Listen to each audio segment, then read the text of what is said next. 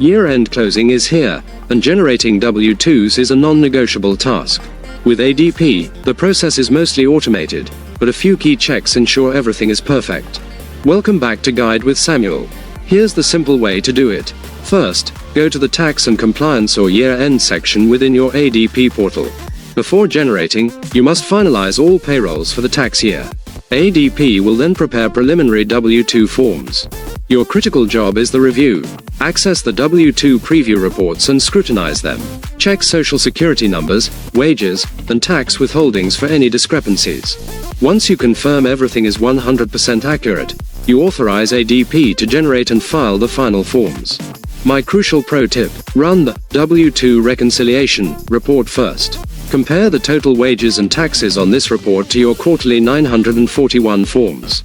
If they match, you can proceed with confidence. This step is the ultimate safety check. Just like that, you fulfill a major compliance duty with accuracy and ease. Do you start your W-2 review process in December, or do you wait until January? Let me know your strategy in the comments. If clear guides like this help you stay compliant, subscribe for more. Thanks for watching. I'm Samuel, and I'll see you in the next video.